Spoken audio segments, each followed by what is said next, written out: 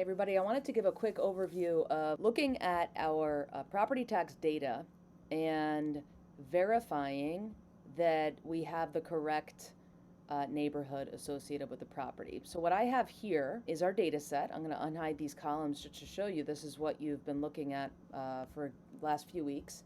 And what I've done is I basically hidden the columns that we don't need. Okay, so in this way I am acting sort of like a manager, someone who's overseeing the process and asking for your help as data experts, team members who are really proficient with using a program like Excel. Here's what we're doing. I'm going to show all the records in view. Now these are all the usable sales within residential areas. And then I'm going to come back to here to show you the story pitches. So these are your peers within the journalism class, and we met once during the lunch hour a couple weeks ago. And these are your peers who kind of pitch their stories. Now this is the idea here is they are our client, and business context here is that we have a news organization, and these are sort of, you can think of them as our sample clients, and they see our data and see a usefulness in using our data to write stories from particular angles. So Sam wants to focus on McGinley Square, as does Stella, who's also interested in Journal Square. Rose is interested in McGinley Square as well. We've got Romero and Georgia who are interested in not necessarily a neighborhood, but maybe a particular family story. We have Andrew who's interested in the Heights.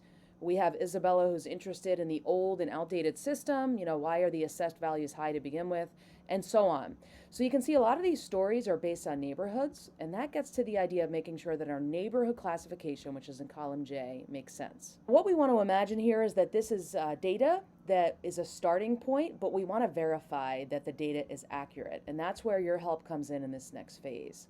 So each of you is going to get 5 records, and you're going to be randomly assigned to different records, and what we're going to do is we're basically going to go through and just verify, are these neighborhoods properly aligned?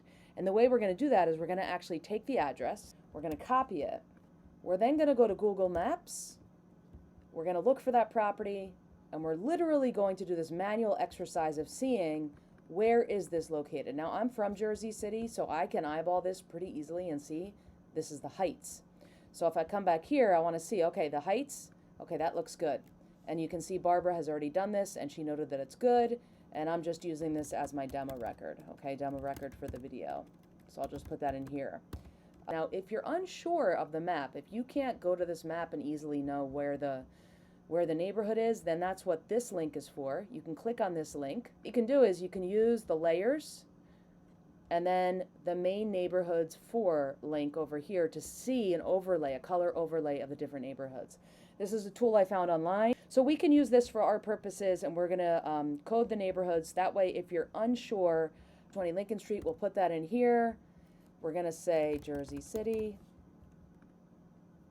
And you can see it's orange. That corresponds to the Heights, and we're good to go. Okay? Good example of sometimes we need to do a little bit of grunt work. Not everything is automatable. We do want to have human eyes on some of this. Okay? So that's an overview of the exercise, and we can go over this more tomorrow in class. Thanks.